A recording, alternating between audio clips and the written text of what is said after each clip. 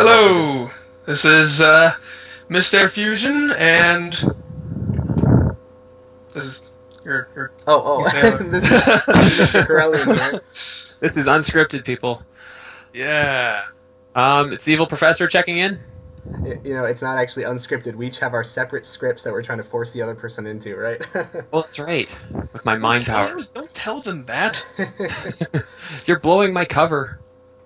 Okay, so this last weekend, all three of us went to see the new Green Hornet movie.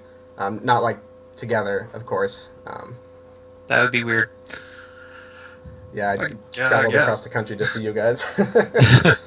Don't think my wife would appreciate it either. Don't really know how to start this. Does anybody have any initial thoughts they want to get out? Well, first I want to say it should be noted that none of us have talked to each other about how we feel about this movie. Oh, true that. Before this moment. We're all completely cold to each other's opinions going into this. That is very true. I think I can safely say that we don't know a whole lot about Green Hornet either. At least I know I don't. Just a little bit. So it's really fresh for me. How about you, Mr. Corellian? Did you know anything about Green Hornet at all, no, or do you now? I used to watch the TV show when I was younger, but I can barely remember anything about that except for that the car was awesome, and I remember that theme song. That theme song's been stuck in my head since I was a little kid. The bzzz, but yeah. Other than that, nothing. Well, that makes you our official expert today. Yeah, I think that makes you the seasoned veteran here. Mm-hmm. Yeah, we're kind of lost then. I admit I did do some research on the character in the series after I saw the movie. I went into the movie completely cold, but I did some research on it afterwards just to see, just to make sure I wasn't going to say anything completely stupid when I got out here. I have no problem saying anything completely stupid. That's fine. You're a braver man than I. It's fun. So I guess initial thoughts for the movie. Geez, before I go really into detail, I was not terribly impressed. I think I'll start by saying that. So a lot of the stuff I'm going to say is not going to sound too nice. I'll start by saying I agree with that. Okay, that's interesting. I think I kind of had the opposite reaction, but go evil. Well, I like that part too, but the rest of the movie, I guess. I think my whole thing for the movie, and I guess we can kind of dissect it as we move along, was that I didn't like the character of the Green Hornet. Oh, me either. I hated him for most of the movie. Now, I haven't watched... Sorry? I was about to say, I guess you're sort of supposed to. It's kind of supposed to be sort of that Zap Brannigan Kiff kind of thing, but he still came across as more repugnant than I guess even he was supposed to be. Mm. I think so. Like, I found, even as I was leaving, I was thinking, this is what would have happened if Batman sucked and was a douchebag. Like, it's similar stories. He's a rich kid, his parents got killed, but then, Batman kind of decided to kick ass, and our friend the Green Hornet did not. And I saw that too, but some of that I had an impression they were more trying to emulate kind of the success of Iron Man. With that sort of parody almost of Tony Stark in the Iron Man movies. I totally got that impression because Tony Stark is insufferable as well, but it went almost the opposite direction. He was hard not to enjoy watching. He was debonair and competent. Britt was just... I don't know if I can say these kind of words on this Geekvolution kind of thing, but yeah, he was negative words that I can't say. Yeah. I got what you guys are saying, that I was kind of frustrated with who he was, but at the same time I thought it was really beneficial because then he got to be have this great dynamic with Kato that might not have worked if he were just an all-around good guy, this flawless character. Like their banter was because he was kind of a jerk, and Kato was kind of his brother, and I thought it kind of worked for the comedy purposes of the movie that he was this jerk. I did like that. I did like their relationship, and what was I about to say?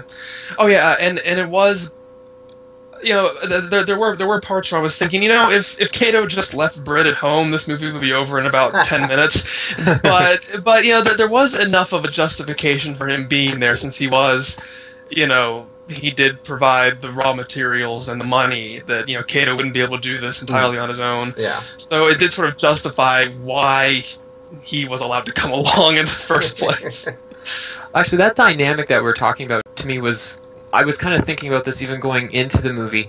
Most superhero and sidekick duos, there's always the hero who kicks ass, right? There's Batman, and then there's Robin, who's dressed up in bright primary colors to draw fire.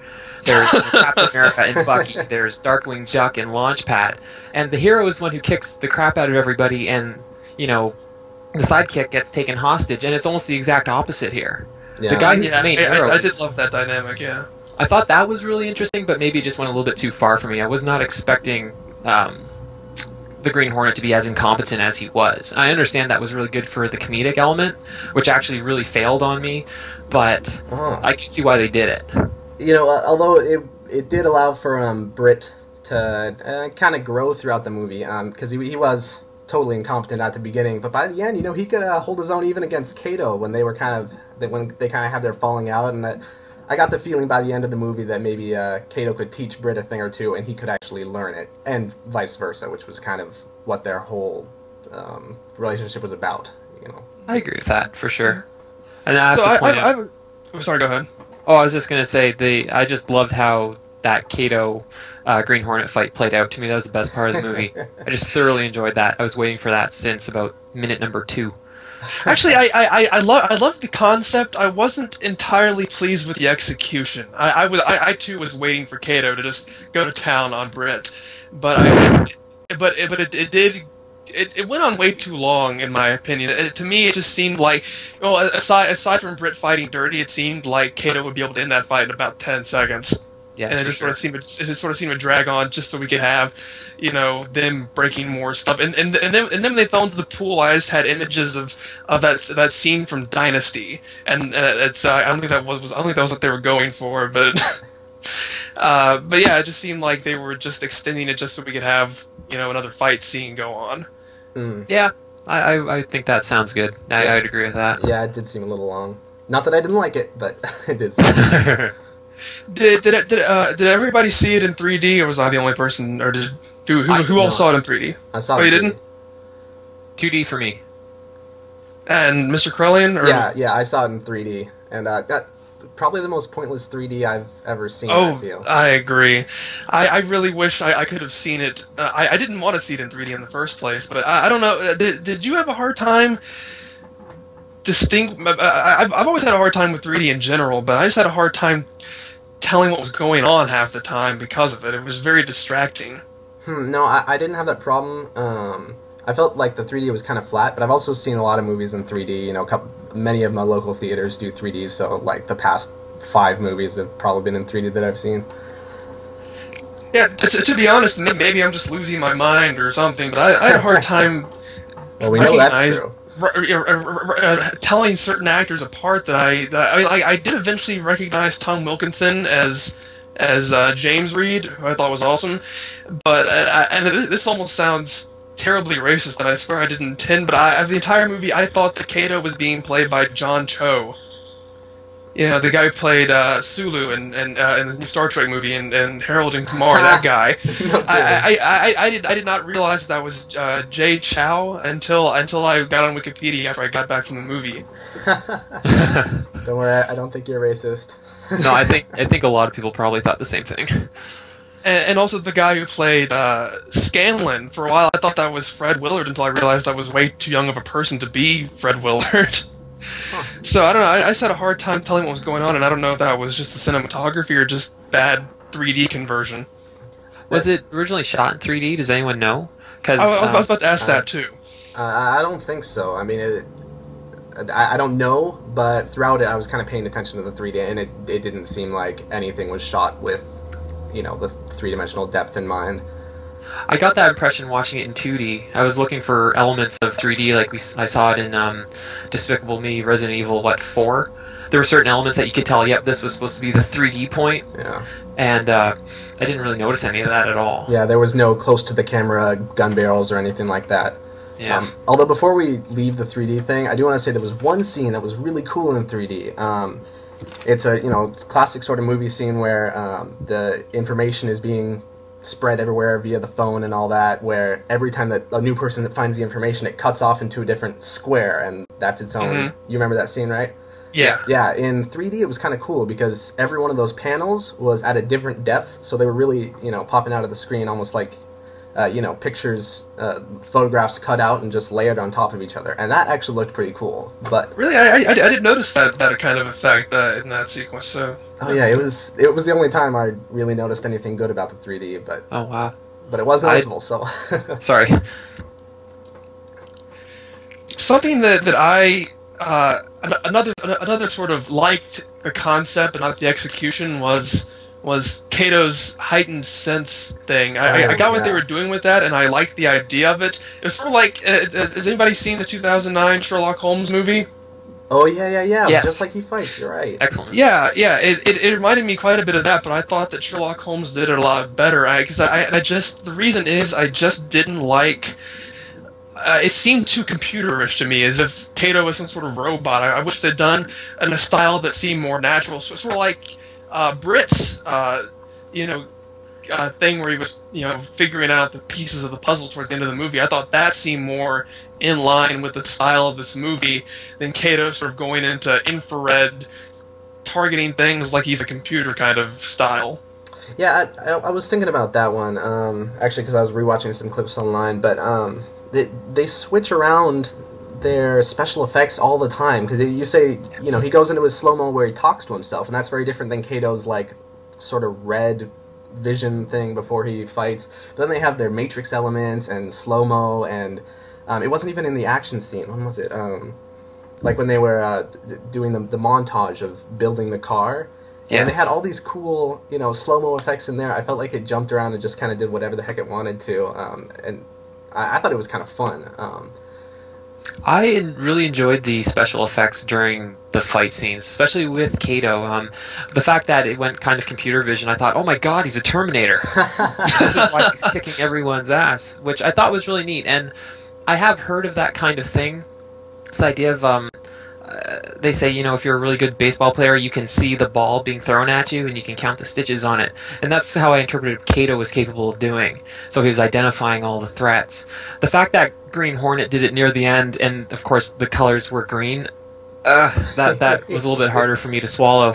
But I did like the Matrix effects that they used as well. I just thought it was kind of neat the way they did it. The only times the effects bothered me is when Kato himself was CG'd for certain moves that he performed in the fights. Oh yeah, I noticed that. And it was very obvious, and that to me was a little bit painful.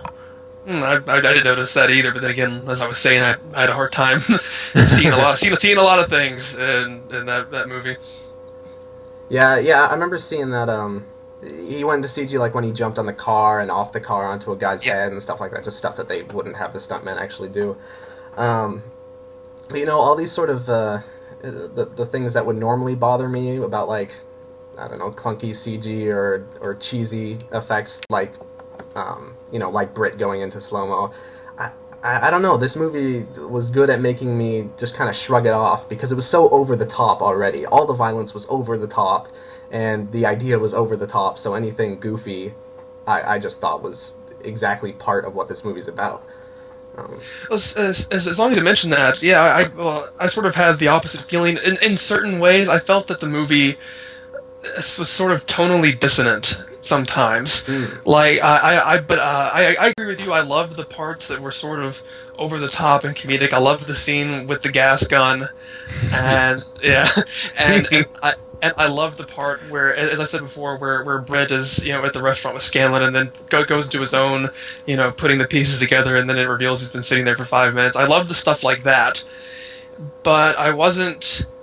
It sort of seemed to just jump from overly cheesy to more serious, just on a whim, kind of, and I wasn't sure exactly how I was supposed to, because like you have things like he's given a non-lethal gas gun weapon as his thing, but then they're just, mowing down people with abandon towards the end of the film, and they even crush Scanlan under a car at the end of the film.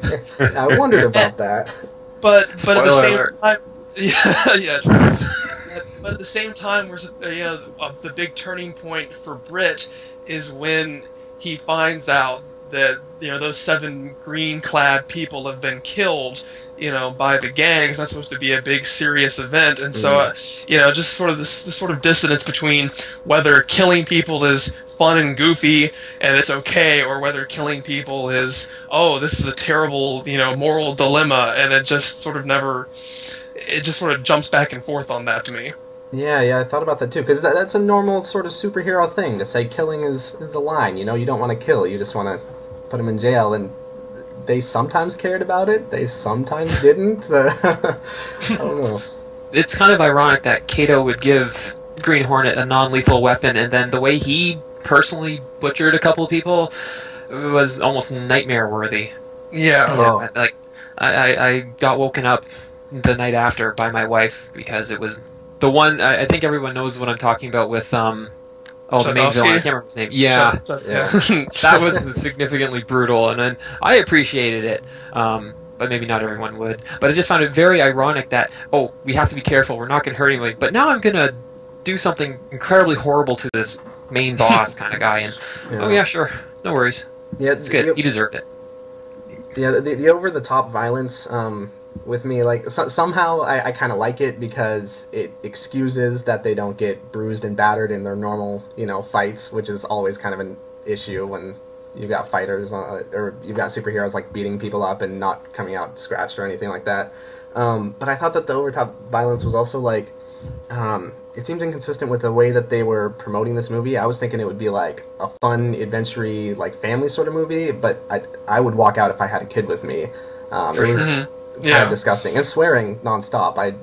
I was expecting it to be more of a family movie, but I hate to say it, the language didn't even faze me. There was swearing in that. My goodness. Same here, because then again, I didn't see any trailers or anything. I went into this totally cold just because that was what you guys said you wanted to see. So, so I had no idea what to expect from this at all. But yeah, I wasn't fazed by the language, and also, I don't know, I guess this is sort of my juvenile side. I really like this sort of mistaken or unintentional homoerotic lines of dialogue between Britt and Kato. That always humored me. The little subtext there. Yeah, he's like, I am not your man, that kind of thing. He's like, oh yeah, he's not my man, he's my baton, that kind of stuff. I don't know. I just that was some of the only. I wouldn't say that's some of the only, but that was humor I did appreciate from Britt that didn't annoy me with him. It was just him tripping over his words. Yeah, have either of you two seen other Seth Rogen movies? Because honestly, I haven't, and I don't know if that's just how he is all the time. I've only seen Zack and Miri make a porno. Yeah, I don't think I've seen anything with him, but I've seen plenty of modern comedies, so. I get the impression that this was just Seth Rogen as Seth Rogen, with the backdrop being Green Hornet, and maybe that was the whole thing for me.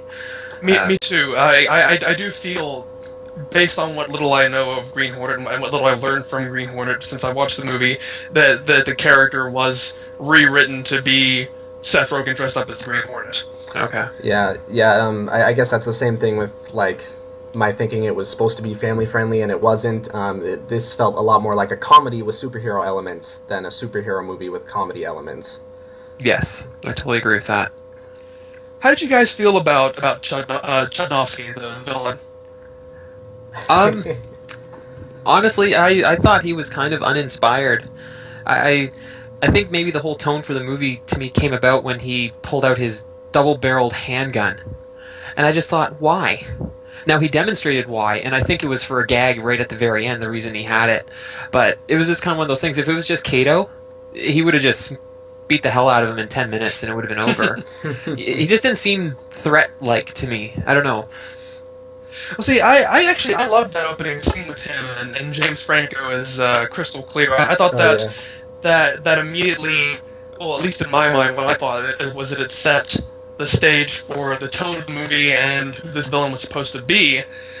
But then towards the end, it sort of seemed to lose focus of that. I liked him being sort of cowed by James Franco, but then showing that he had his own sort of gimmick, and I like the fact of him being sort of self-conscious about his image, and one of my favorite lines was when he kills that meth dealer after after the Green Hornet drives his car through his house and blows up his lab, and then he says something to the effect of, "See, this guy comes into this guy in a mask comes in, and not because of him, this man is dead." I thought that was really hilarious. Yeah, But after towards the end, when he changes the blood Nazi, I thought that could have been a good sort of character thing for him, where he gets so sort of paranoid that he feels compelled to do this. But again, it was good in concept, not in execution, because in the final battle, he was just so over the top, so silly, that I couldn't take him remotely seriously anymore. And so it just didn't work. You see, but that was I kind of liked that, because I thought that was the point of who he was. That the young guy James Franco, and by the way, I liked seeing him in there. I always like little cameos like that or whatever. Yeah. But he was telling him to his face, "You're doing this all wrong. You're not acting like a proper villain should." And the guy had to prove it to him with violence that he can still get the results. And then as an audience member, I felt the whole time too, just exactly what you guys are talking about, that he felt kind of weird. He wasn't, all that scary, even though he wanted to be, and the ending was kind of strange. But I don't know. I thought that was the point, because he's this washed up has-been of a villain, and I don't know. I liked him a lot. Similar to that point, I'm wondering if the reason that maybe he wasn't as threat-worthy as you might be used to in a comic book movie is because Green Hornet couldn't have dealt with something more threat-worthy. Like, but you know what I mean? Like, he seemed tame, and maybe that's because Green Hornet, in that respect, is tame. It's not kind of like Batman taking on the Joker, who's the epic mastermind genius. This guy is not much more than a low-level mob guy, and to make him more of a serious threat, it probably would not play well against the Green Hornet, who would not be capable of dealing with that. It's kind of like his starter villain to beat the tar out of. And I'm wondering if that's kind of was the point of the whole thing. They can't have a super Galactus kind of threat because the Green Hornet just probably couldn't deal with it. Yeah. I agree with that, and as I said, it worked for me right up until the very end. I thought he was a perfect villain for this character and for this movie, up until the end, where I thought they took it a little bit too far in that direction. Huh. But this is something that bugged me, not more than anything else, because I'll get to the thing that bugged me the most in a minute. But something that bugged me, I loved their first mission, where where he sort of falls into crime fighting when they're cutting off his the head of his father's statue, and that whole sequence was great. And you show off what Kano gets to do and all that kind of stuff. But the scene should have ended right there. They had a car chase right after that. They came out of nowhere, didn't do anything. I hated that point, because this movie, as you know, has no shortage of car chases in it. and this one just seemed like it didn't serve any kind of purpose.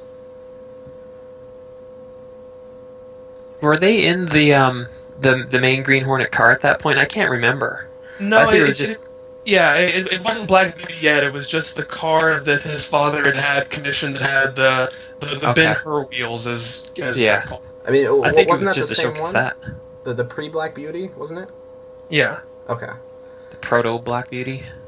Well, see, what annoyed me about that is that the news coverage the next day, all they do is talk about somebody vandalized this statue, whereas I would think it would have been much more newsworthy that, hey, somebody plowed a cop car through a storefront window. Nobody mentioned that. You could have taken that scene out of the movie and you never would have noticed it was gone. That's very true. Yeah, for sure. if you guys don't mind moving on to a different thing, I want to know what you guys think about the dad, because I have some, or I guess Britt's relationship with his father, because I don't know, I've got some opinions about that one.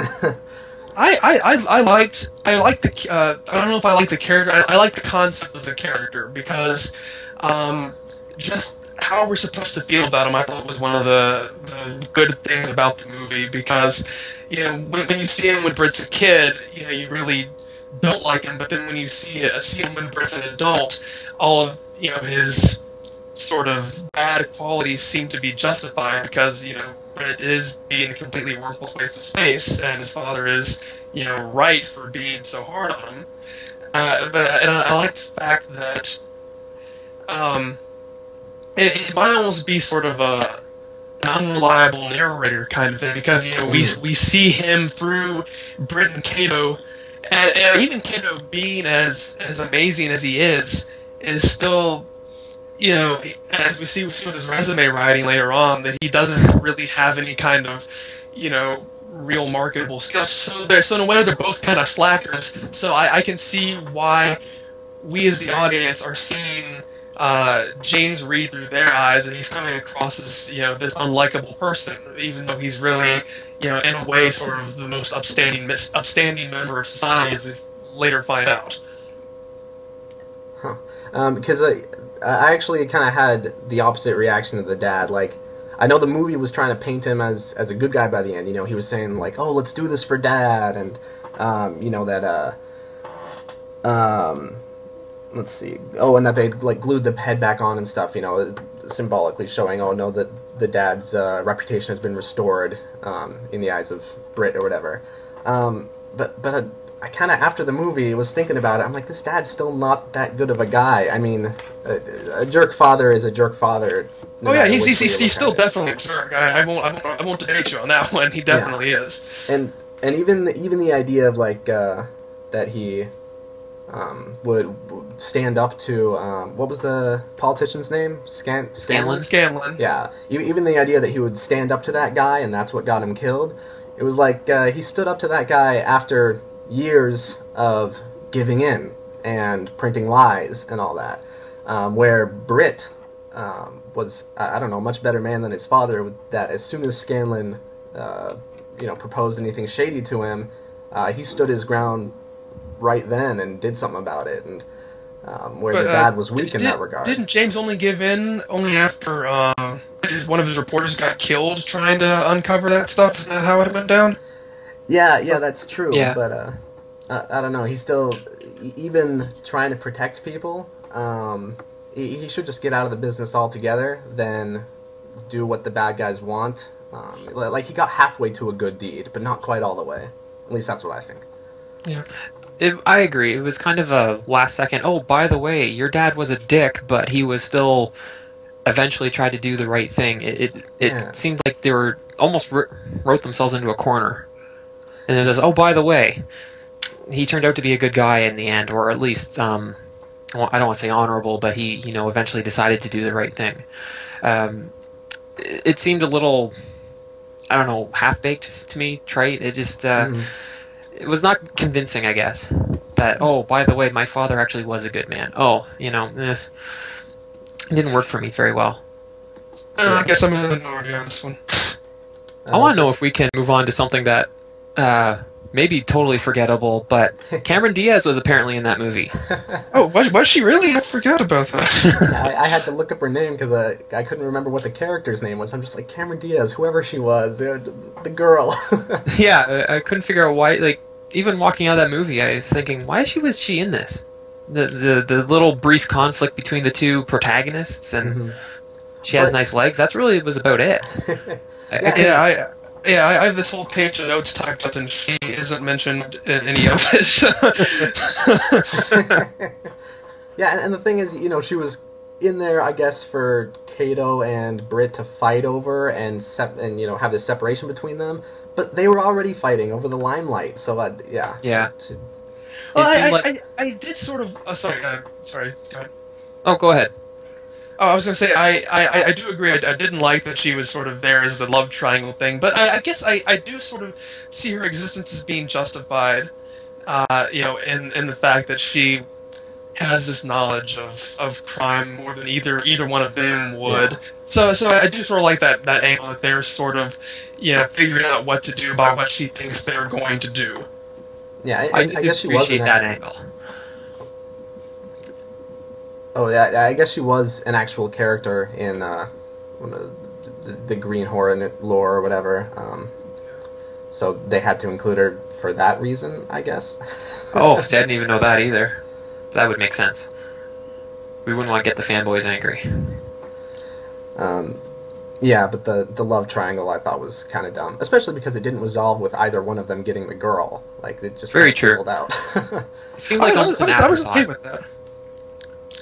I was okay with nobody getting a girl. Actually, it's just that's because that's so expected to have that happen. It's nice that she sort of refused to fall into that role, I guess. Yeah, that's true. That's a good point. So I guess we're almost running out of time, but I did want to talk about the climax of the film, the giant car chase, newspaper building shootout thing. How did everybody feel about that? Some of the action sequences I thought were really good. Some of the popcorn logic started to bother me a little bit at that point. But all in all, I thought it was pretty good for what I expected it to be. Again, the graphic violence at the end I approve of. No, I thought the climax was pretty good. It's right up until the very end with the ejector seats. I couldn't deal with that. The car took such a beating, though. They shouldn't do bad things like that in cars like that. yeah, the whole climax, I liked all the action. I mean, just throughout this movie, I liked the action. I thought it was fun, and I thought they had enough stuff going on that there was sort of like a plot to the action, where normally I'm the guy that falls asleep during the action sequence of movies. It just kind of drones on. But for some reason, this one, I was able to really get tuned into it.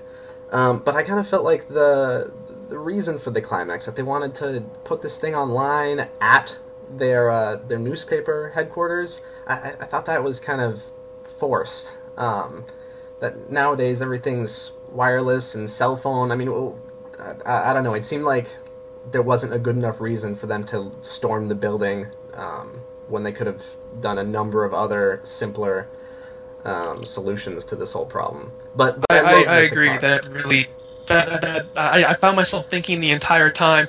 So what's going to happen if Britt succeeds in getting this thing out? I mean, it's not like the bad guys are just gonna go, well, we failed. We should go away now. They're still going to be after them and trying to. I mean, so they sort of.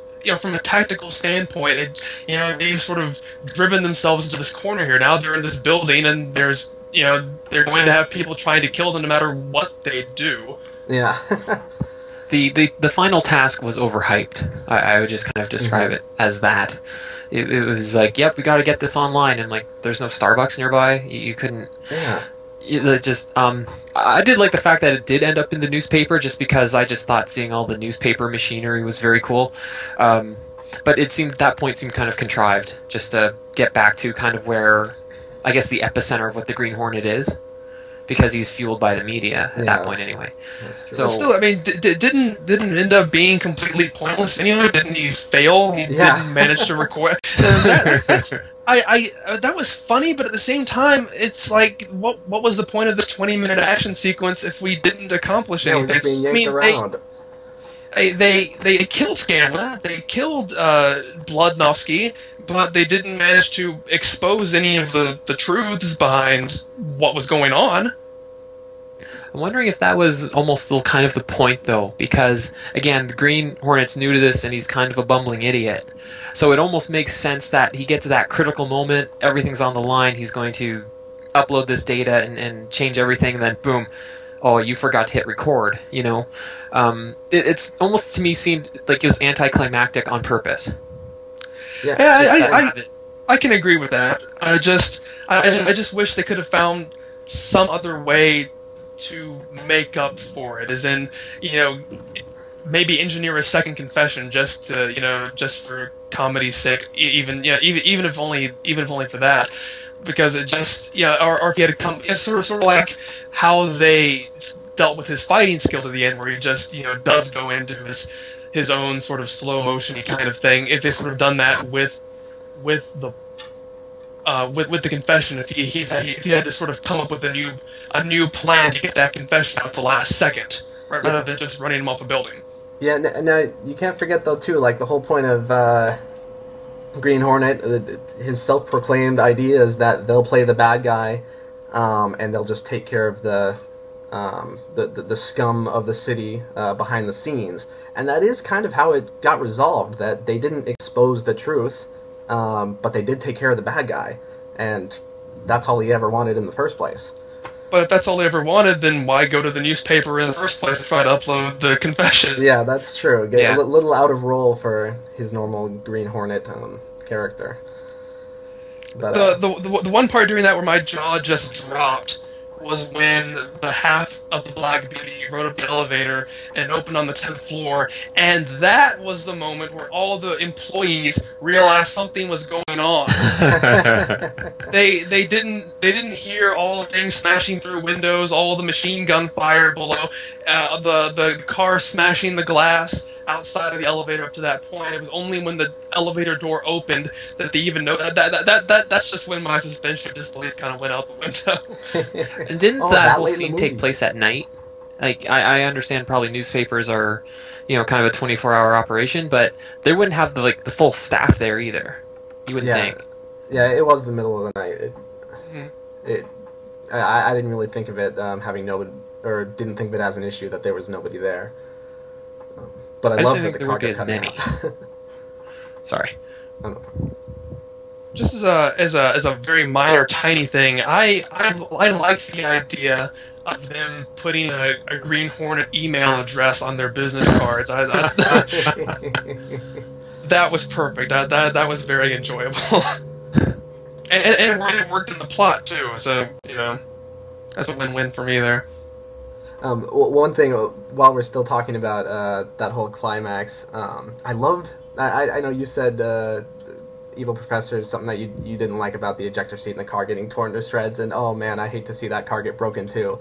But I was kind of like, thank God. At first I thought they were indestructible, and then by the entire span of the climax, whatever that was, half an hour, I thought they were dead. I mean, the car had been destroyed and totaled and literally cut in half, and on the a high story of a skyscraper, and they can't drive down that thing. And I don't know, it did good for me because I believed that they could die any second here.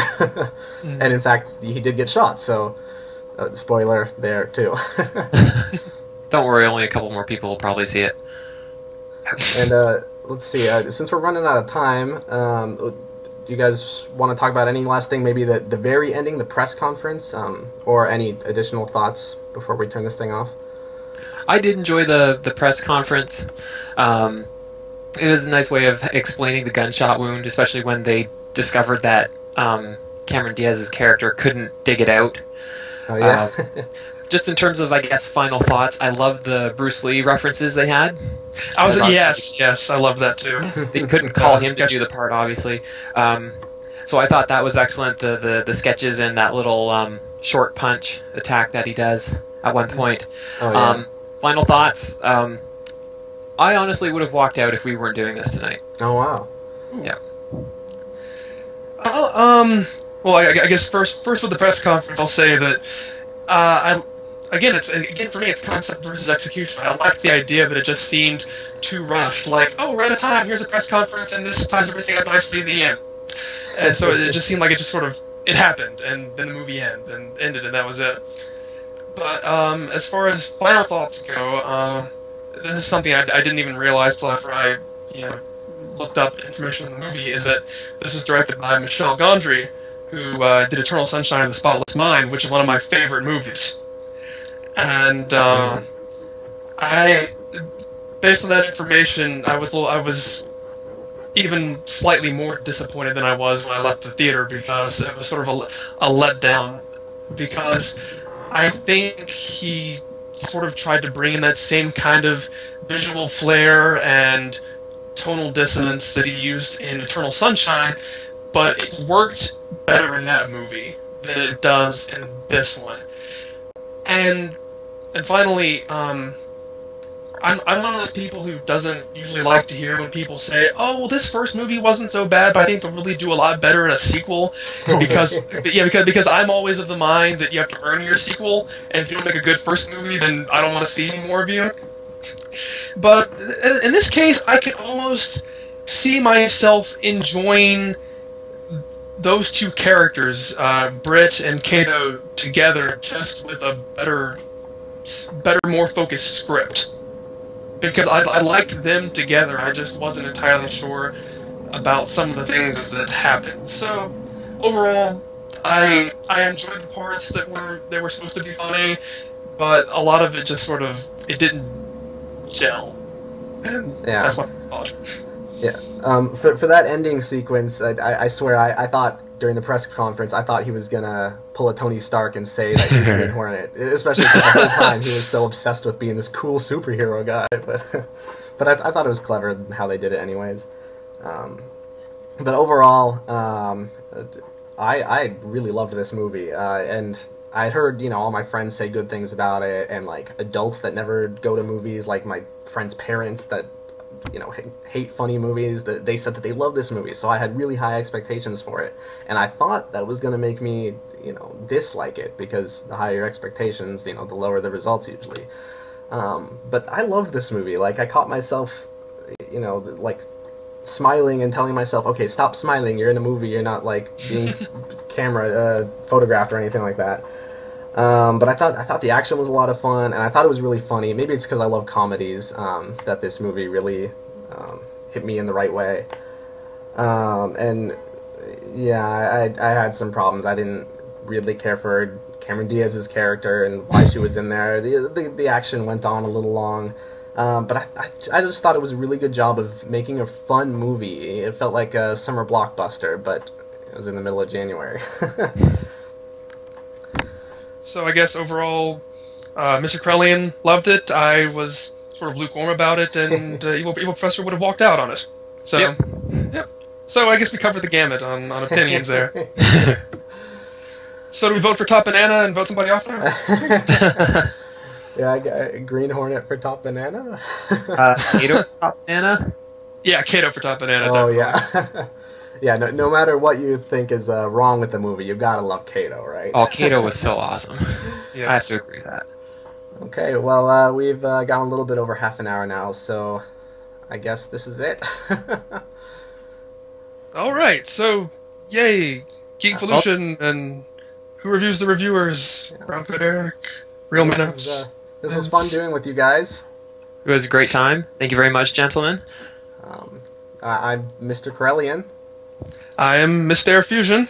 And I am the Evil Professor. See ya. That was nice. Thank you. It's my cool radio voice.